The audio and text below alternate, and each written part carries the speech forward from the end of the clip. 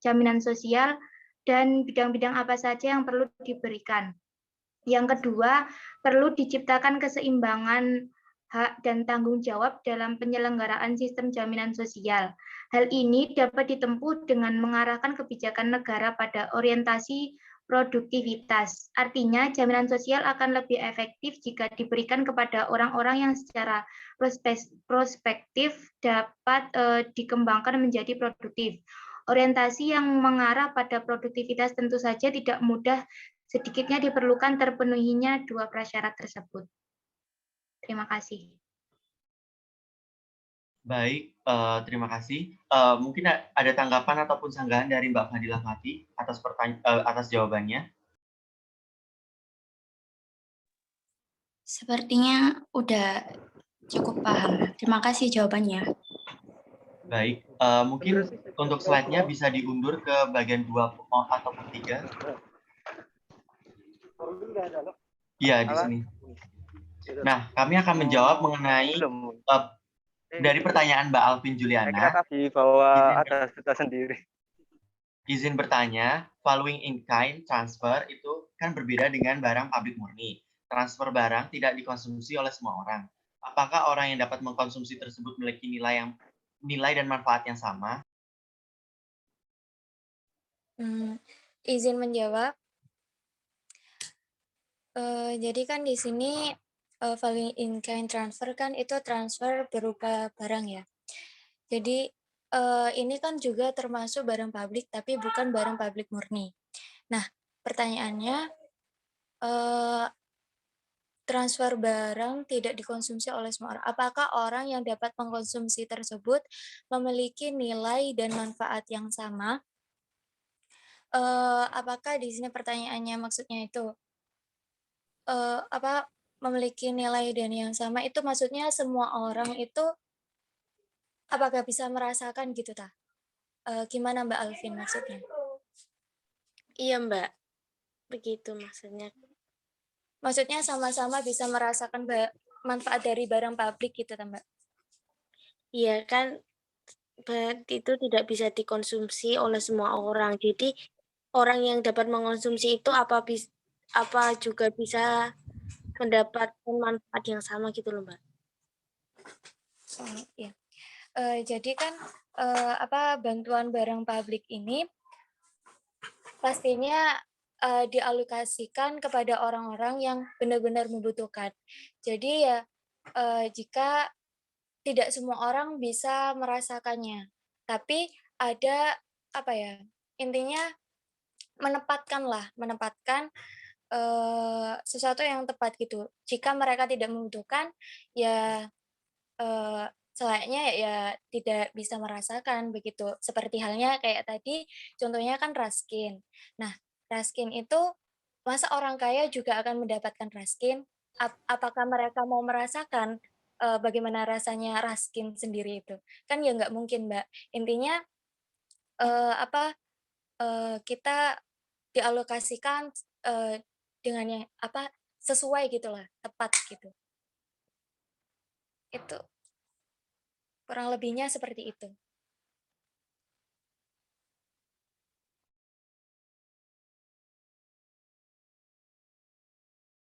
Baik, terima kasih. Apakah ada tanggapan dari Mbak Alvin? Baik Mas, sudah cukup. Terima kasih atas jawabannya. Baik, pertanyaan selanjutnya adalah pertanyaan dari Mbak Mujibina Maulani. Pada slide alasan income redistribution, disebutkan bahwa dalam ekonomi hipotesis, kepuasan kriteria maksimal masih akan memungkinkan disparitas pendapatan. Apa yang dimaksud disparitas pendapatan dan bagaimana agar tidak terjadi disparitas pendapatan pada income redistribution? Baik, saya izin menjawab. Di sini kita yang dimaksud dengan disparitas pendapatan kan? Disparitas pendapatan. Nah, itu maksudnya yaitu kalau saya lihat artinya disparitas atau disparitas itu artinya itu kayak pembeda gitu. Nah, jadi disparitas pendapatan itu eh, bisa kayak ada pembagian pendapatan antar golongan pendapatan atau yang biasa kita dengar itu ketimpangan pendapatan secara relatif kayak gitu. Terus ada juga pembagian pendapatan antar daerah, perkotaan dan pedesaan. Terus ada pembagian pendapatan antar daerah. Nah, eh, jika kita lihat dari yang saya sebutkan tadi, jadi kan di sini bagaimana cara pemerintah itu membagikan tanpa memandang golongan atau mungkin tidak sesuai gitu loh. Eh, Kan biasanya kayak ada pembeda antara perkotaan dan pedesaan. Inginnya itu lebih memajukan perkotaannya. Jadi pemerintah lebih mendahulukan perkotaannya dulu kayak gitu. Dananya itu lebih banyak ke perkotaan daripada ke pedesaan kayak gitu. Sebenarnya harus ada keseimbangan di situ. Kalau semisal mungkin memang yang lebih menonjol itu di perkotaan. Ya, tapi jangan melulu di perkotaan. Pedesaan itu juga harus diperhatikan juga kayak gitu. Jadi bagaimana caranya pemerintah harus bersikap adil di sini kayak gitu. Ya, seperti itu. Kurang lebihnya seperti itu. Terima kasih. Baik, bagaimana Mbak Mujifina? Apakah ada tanggapan ataupun sanggahan? Ya, baik. Terima kasih. Udah jawab. Baik, mungkin bisa di next. Pertanyaan selanjutnya adalah dari Mas Zaki Ahsan. Assalamualaikum warahmatullahi wabarakatuh. Mengapa mendistribusikan pajak tidak selalu benar? Bisa kita lihat pajak pasti ada yang dikorupsi. Untuk kasus tersebut, faktor apa saja yang mempengaruhi hal tersebut sehingga pajak bisa diselewengkan? Nah, mungkin secara teorinya ini bisa terjadinya korupsi itu bisa disebabkan oleh adanya pegawai pajak yang memiliki kewenangan tetapi tidak terkontrol, rendahnya kepatuhan wajib pajak, terutama pada sektor-sektor tertentu misalnya sumber daya alam, kemudian lemahnya manajemen restitusi pajak, lemahnya penegakan hukum pajak, diskresi otoritas pajak yang luas, kapabilitas sumber daya manusia, etika dan integrasi petugas pajak. Mungkin secara garis besar ini tergantung pada bagaimana pemerintah menegakkan hukum tentang korupsi ya. Kalau kita lihat di Indonesia sendiri, hukum korupsi di Indonesia ini belum ditegakkan secara maksimal gitu. Kayak kesannya itu masih lemah lah penegakan peraturannya itu gitu. Jadi kenapa masih terjadi kasus korupsi ya? Itu tadi penegakan hukum yang lemah dan masih tebang pilih gitu. Bagaimana Mas Zaki? Apakah ada tanggapan dan sanggahan? Ya, izin menanggapi ya.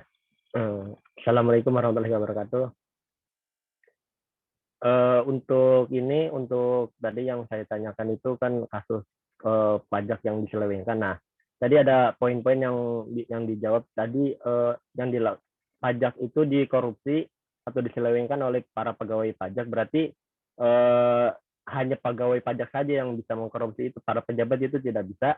Yang satu itu. Yang kedua, untuk dari segi kehukuman Indonesia ini yang saya pernah baca itu belum bisa melaksanakan hukuman mati seperti Cina dan lain sebagainya, karena ada beberapa aspek gitu yang harus dituruti juga, sehingga sampai sekarang ini belum bisa dibuat undang-undang untuk menghukum mati gitu para koruptor begitu. Nah, oke, saya akan jawab. Nah, untuk tadi kenapa apa tadi ya pertanyaan yang pertama? Pegawai. Kenapa pegawai pajak yang melakukan korupsi pajak? Ya mungkin karena memang ini tugasnya mereka, karena mereka bersangkutan langsung dengan pajak tersebut gitu. Jadi ya mungkin dengan begitu mereka melakukan korupsi itu gitu di wilayah mereka gitu. Seperti itu. Nah, untuk kedua ya Indonesia. Ya. Tadi maksudnya ini korupsi ini hanya dilakukan oleh para pegawai pajak gitu. Tadi kan statementnya mengatakan dilakukan oleh para pegawai pajak doang gitu. Tetapi yang saya lihat para pejabat pun ikut serta gitu dalam korupsi pajak itu. Bukan begitu ya? Terima kasih. Ya mungkin ini kan ada tingkatan-tingkatannya ya kan dari kayak pegawai ke yang ke atasan gitu. Mungkin ya itu tadi mungkin dari bawahan saja sudah korupsi, mungkin dari atasnya juga diikuti mungkin gini, mungkin yang bawahan itu mungkin mengikuti atasan kali ya. Seperti itu mungkin. Jadi mereka melakukan korupsi ini mungkin karena dari atasannya sendiri pun sudah melakukan hal tersebut seperti itu. Nah, untuk kebijakan Indonesia kenapa tidak menerapkan hukuman mati? Menurut saya, kalau Indonesia menerapkan hukuman mati itu terasa lebih ringan bagi koruptor gitu, karena mereka tidak merasakan penderitaan di dunia gitu. Menurut saya pribadi, mungkin lebih tepatnya itu kita bikin menderita di dunia gitu, seperti memiskinkan mereka gitu. Jadi harta yang mereka miliki itu harus dilelang atau dijual gitu. Dengan begitu mereka akan menderita secara sosial gitu. Di pokok intinya harus mungkin lebih ke sanksi sosial ya kalau kita tidak bisa menerapkan hukuman mati gitu. Jadi menurut dari saya dan kelompok saya seperti itu.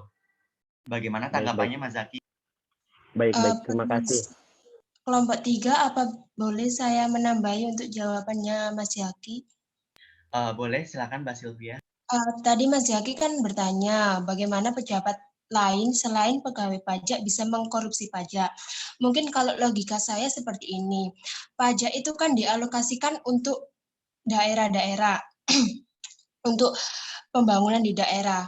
Nah, saat pengalokasian pajak untuk berbagai pembangunan di daerah, itu terdapat kesempatan untuk para pejabat daerah mengkorupsi, sehingga bisa disimpulkan korupsi tidak hanya dilakukan para pegawai pajak, namun saat pengalokasian pajak ke daerah-daerah untuk pembangunan itu cenderung mudah dikorupsi oleh pegawai daerah. Jadi seperti itu. Terima kasih. Iya, terima kasih Mbak Sylvia. Baik, Satu lagi Mas, satu lagi tadi unsur korupsi itu karena apa ya? Tadi belum dijawab. Apa udah? Oh, itu tadi banyak faktor yang mempengaruhi korupsi, yaitu diantaranya lemahnya manajemen dari pajak sendiri ya. Ini lemahnya manajemen restitusi pajak. Yang kedua, lemahnya penegakan hukum pajak. Yang ketiga, diskresi otoritas pajak yang luas. Yang keempat, kapabilitas sumber daya manusia. Yang keempat, etika. Dan yang terakhir adalah integritas petugas pajak. Seperti itu. Apakah ada sanggahan dari Mas Zaki? Iya, sudah. Terima kasih banyak atas jawaban yang diberikan oleh kelompok 3. Terima kasih. Baik, terima kasih. Untuk mempersingkat waktu, kami akan presentasi mengenai materi kami.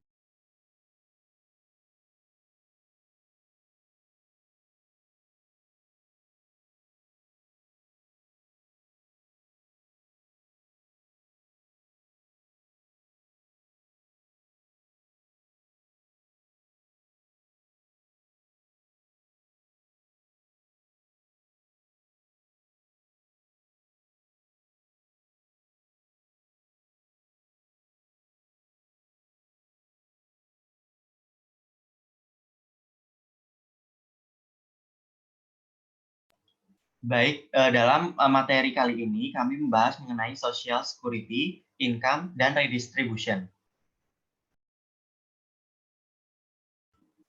Next. Nah, pada materi ini kelompok kami terdiri atas Siti Jazila, Angela Kris Kurnia, Putri Nabila Tusolihah, Devi Nurcayanti, Putri Ananda Bakti, Dimas Setio, Joni Rawanto, dan Nurul Alfiatul Jamil.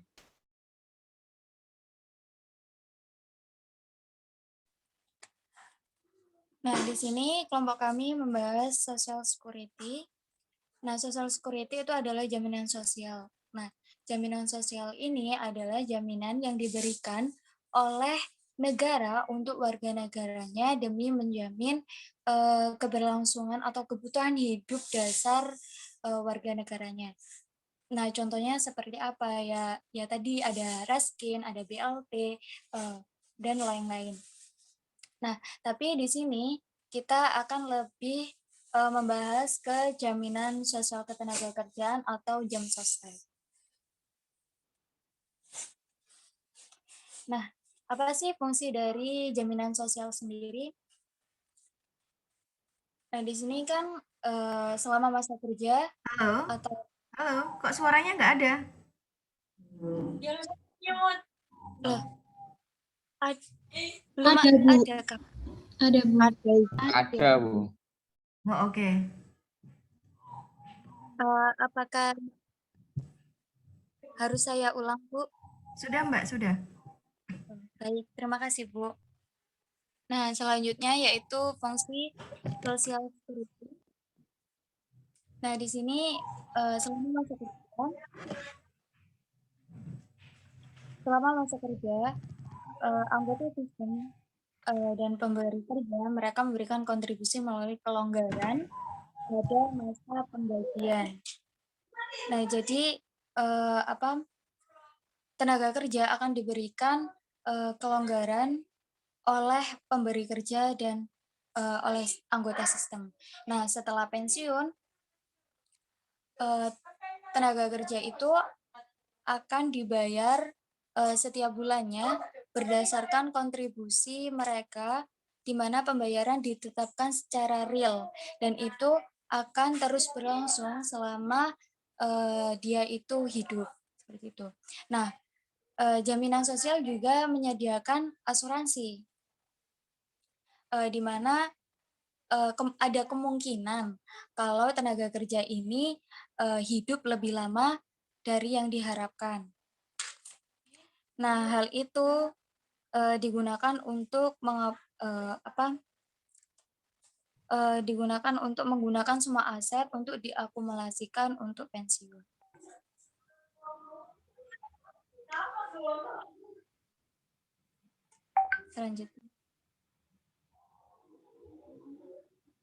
Selanjutnya yaitu struktur social security. Komponen dasar struktur jaminan sosial ini melihat dari pembiayaan pay as you go, dan ini dimulai ketika pada tahun 1935. Jaminan sosial secara luas mirip dengan sistem pensiun swasta. Seiring waktu, dana tersebut akan mengurangi bunga, dan pada saat pensiun, pokok dan bunga yang masih harus dibayar adalah untuk membayar manfaat pensiun. Ini dikenal sebagai rencana yang sepenuhnya didanai. Nah, terus pendekatan ini dihapuskan pada tahun 1939. Sistem diubah menjadi pay as you go atau dikenal dengan tidak didanai. Tadi kan didanai. Nah, sekarang diubah menjadi tidak didanai, di mana pensiun saat ini menerima manfaat dari pembayaran yang dilakukan oleh pekerja. Karena itu, setiap generasi pensiun didukung oleh pembayaran yang dilakukan oleh generasi pekerja yang ada, bukan dari dana yang dikumpulkan pada tahun-tahun tersebut melalui pencairan.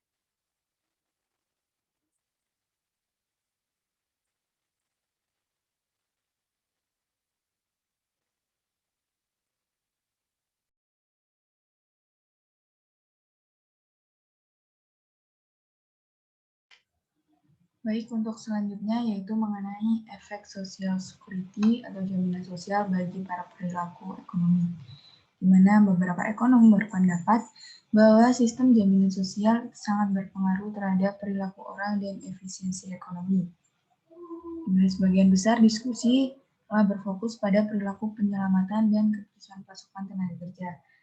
Sebagaimana yang sudah kita lihat bahwa sulit untuk memperkirakan dampak jaminan sosial atas perilaku kita.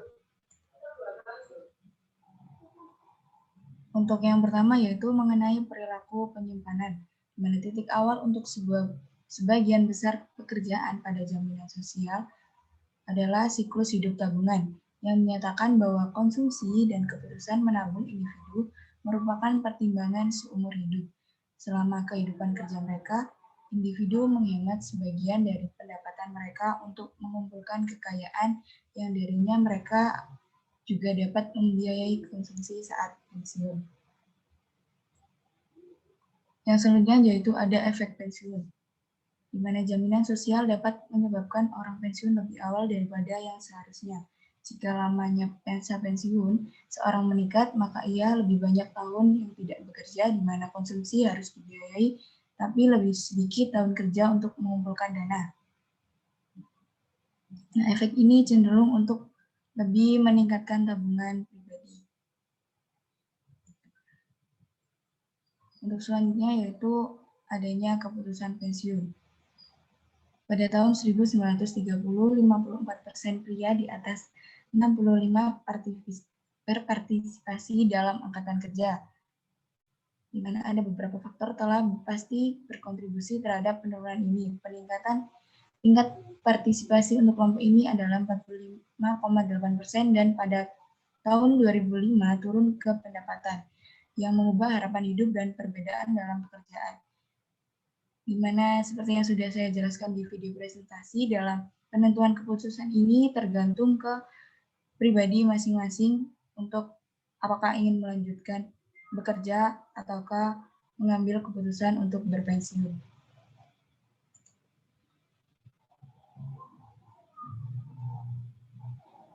Selanjutnya yaitu stres jangka panjang untuk Social Security, di mana pajak gaji jam sostek yang saat ini melebihi tunjangan yang dibayarkan dan surplus yang diperkirakan akan terus berlanjut hingga tahun 2017.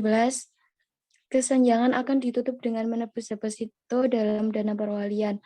Untuk memperoleh uang guna menebus setoran ini dan membayar tunjangan yang dijanjikan, maka pemerintah harus menaikkan pajak, memotong pengeluaran yang lain, atau meminjam dari masyarakat. Bahkan jika seseorang secara keliru menganggap dana perwalian sebagai rekening tabungan raksasa, gambarannya tidak terlalu banyak. Perkiraan tersebut menunjukkan bahwa dana tersebut akan habis pada tahun 2040. Menurut Social Security Test 2006. Nah, seperti gambar 11.6 menunjukkan bahwa kedua ukuran tersebut, pendapatan pajak dan payment, sebagai persentase dari produk domestik bruto untuk 75 tahun ke depan. Kekurangan yang dimulai pada tahun 2017 berlanjut tanpa batas dan melebar dari waktu ke waktu. Singkatnya, mengingat strukturnya saat ini, jaminan sosial tidak stabil secara finansial. Selanjutnya, untuk studi kasus, kami mengambil studi kasus dari transformasi PT Askes Persero menjadi Badan Penyelenggara Jaminan Sosial Kesehatan.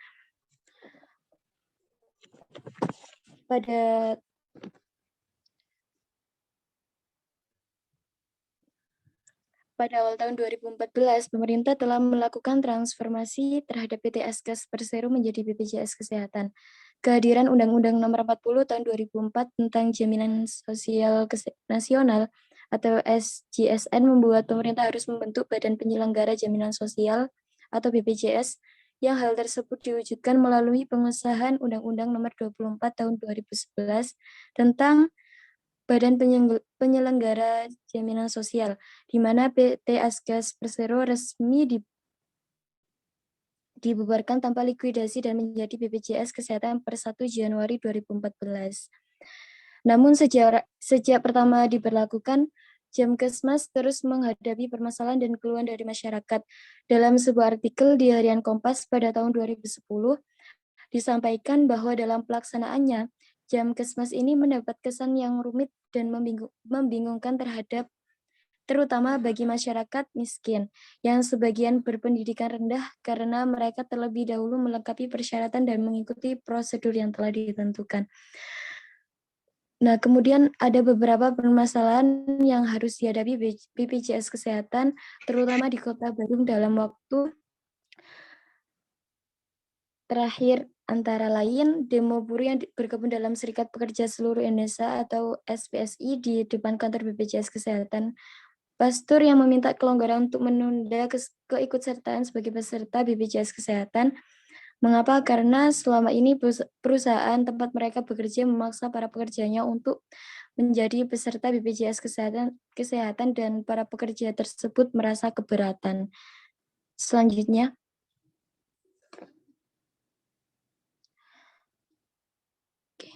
nah kasus lainnya yaitu di Rumah Sakit Kota Bandung mengeluhkan adanya keterlambatan pembayaran klaim pasien BPJS yang mencapai angka 73,26 miliar yang berasal dari 1.612.519 peserta BPJS Kesehatan di Kota Bandung sejak awal tahun 2015 hingga akhir September 2015. Selain itu, masalah lainnya yaitu pencalonan yang mencuat di BPJS Kesehatan Kota Bandung, di mana permasalahan ini terlihat setelah adanya keluhan masyarakat tentang nomor antrean yang diperjualbelikan oleh calo. Nah, kurangnya sosialisasi tersebut menimbulkan keluhan-keluhan dari masyarakat tentang BPJS Kesehatan, terutama dengan layanan BPJS Kesehatan mulai dari penolakan rumah sakit pada peserta BPJS, diskriminasi pelayanan, kesulitan antrian yang dibatasi waktu, hingga bengkaknya tagihan pasien. Permasalahan yang saat ini dihadapi oleh BPJS Kesehatan bersumber dari berbagai macam faktor, seperti pada kurangnya maksimalisasi sosialisasi yang dilakukan oleh pemerintah atau pengelola BPJS Kesehatan kepada masyarakat tentang BPJS Kesehatan, sehingga mereka sampai saat ini masih belum memahami tentang apa sih BPJS Kesehatan secara keseluruhan atau secara lebih mendalam. Atau bisa juga bersumber dari masyarakat itu sendiri, misalnya kurangnya memiliki rasa kesadaran atau mencari tahu tentang BPJS Kesehatan, atau memiliki sikap kurang sadar akan artinya pentingnya asuransi kesehatan, atau ada beberapa faktor yang lainnya. Beberapa saran yang dapat diusulkan dari penelitian ini adalah BPJS Kesehatan sebaiknya lebih banyak melakukan sosialisasi tentang BPJS Kesehatan kepada masyarakat, serta mensosialisasikan pula tentang arti pentingnya asuransi kesehatan agar masyarakat menjadi lebih mengerti dan lebih memahami akan pentingnya asuransi kesehatan. Selanjutnya.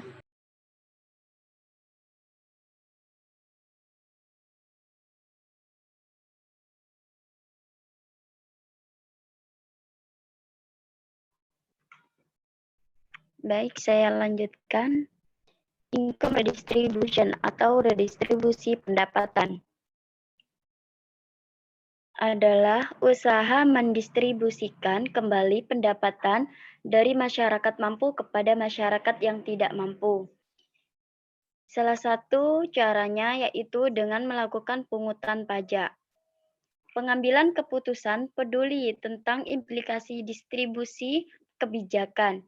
Jika ekonom mengabaikan distribusi, maka pembuat kebijakan akan mengabaikan ekonom, ataupun sebaliknya. Kemudian, ekonom yang sistematis memperhitungkan distribusi yang dapat membuat kebijakan sadar akan masalah efisien dan distribusi. Apakah pemerintah dianggap terlibat dalam mengubah distribusi pendapatan? Misalnya, ketika pemerintah membeli bahan untuk barang publik, beberapa menerima kontrak dan lainnya tidak. Mungkin pemilik perusahaan yang menerima kontrak tersebut hanya menikmati pendapatan yang relatif yang mereka dapat. Dengan kata lain, kegiatan perpajakan dan pengeluaran pemerintah pasti akan mengubah distribusi pendapatan yang real. Next. Penafsiran distribusi harga. Cara lain untuk menilai distribusi pendapatan adalah dengan menghitung jumlah orang yang berada di bawah garis kemiskinan. Tingkat pendapatan real tetap yang dianggap cukup untuk memberikan standar hidup yang seminimal mungkin. Meskipun jelas ada kesewenang-wenangan dalam menentukan apa yang memadai, gagasan tentang garis kemiskinan masih menjadi tolak ukur yang berguna. Mengapa ada disparitas besar dalam pendapatan yang menempati tempat sentral dalam ekonomi yang jauh dari pasti yang diselesaikan? misalkan di negara bangunan Amerika Serikat dan negara-negara barat lainnya. Akan terpentingnya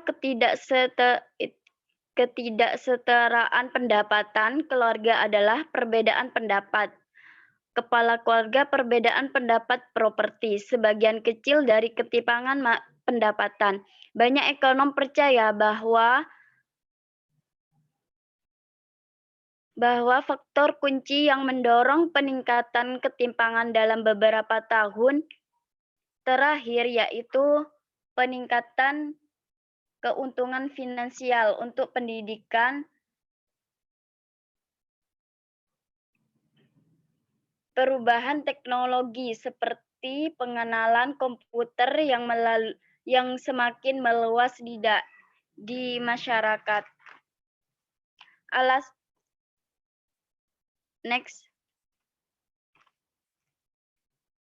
Alasan income redistribution atau redistribusi pendapatan yang pertama yaitu utilitarianisme, yang kedua kriteria Maximin, ketiga redistribution pendapatan atau efisiensi Pareto, yang keempat pandangan non-individualistis, yang kelima pertimbangan lainnya, yang keenam mobilitas, dan ketujuh korupsi. Yang pertama, utilitarianisme sederhana. Ilmu ekonomi kesejahteraan konvensional berpendapat bahwa kesejahteraan masyarakat bergantung pada kesejahteraan anggotanya. Secara aljabar terdapat N individu adalah masyarakat dan dengan utilitas individu yaitu dengan UI. Kemudian kesejahteraan sosial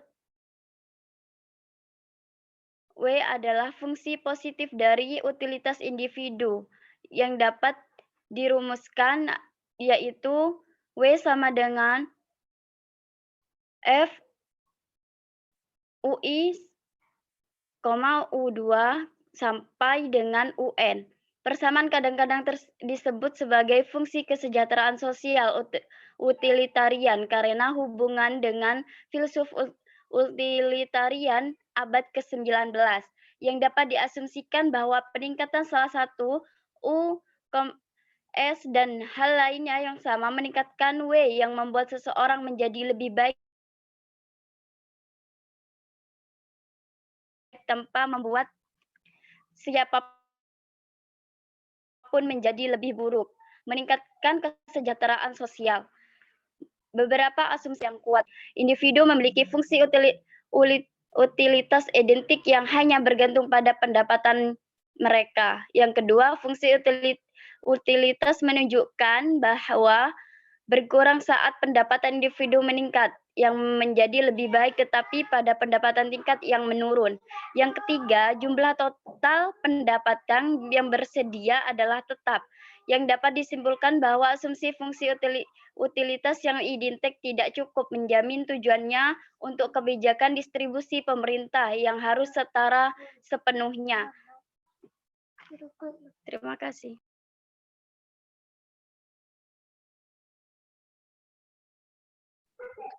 Selanjutnya yaitu kriteria Maximin.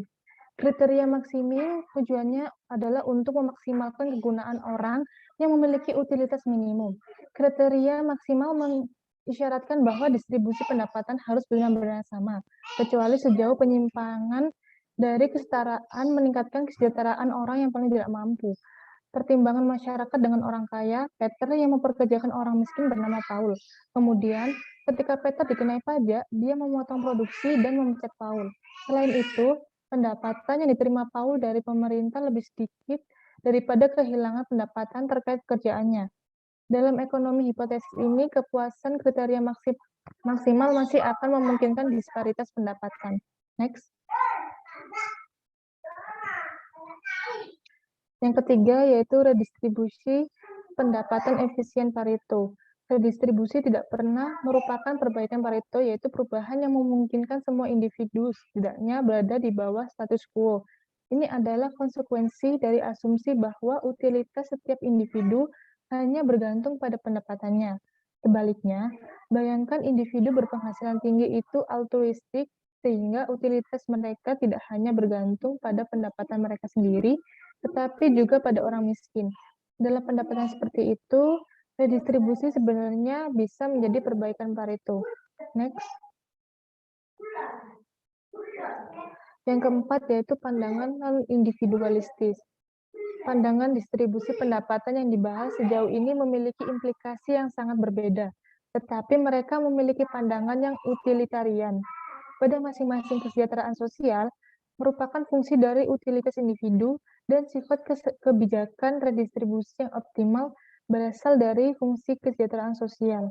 Beberapa pemikir mendekati masalah dengan menentukan seperti apa distribusi pendapatan seharusnya terlihat terlepas dari selera individu.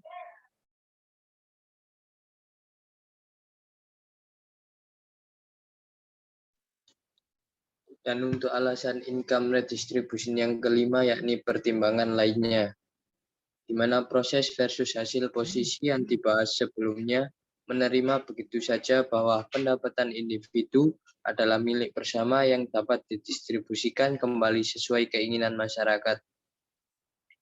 Tidak ada perhatian yang diberikan pada kewajaran proses yang digunakan untuk menentukan distribusi pendapatan awal atau prosedur yang digunakan untuk mendistribusikannya kembali. Sebaliknya, beberapa orang berpendapat bahwa distribusi pendapatan yang adil ditentukan oleh proses yang menghasilkannya. Next. Dan untuk yang keenam, yakni mobilitas, di mana argumen alternatif yang menentang kebijakan redistributif pemerintah adalah bahwa dengan mobilitas sosial yang memadai, distribusi pendapatan tidak memiliki kepentingan etis tertentu. Misalkan mereka yang paling bawah, distribusi pendapatan atau anak-anak mereka akan menempati anak tangga yang lebih tinggi dalam tangga ekonomi di tahun-tahun mendatang. Pada saat yang sama, beberapa orang lain akan turun, setidaknya secara relatif.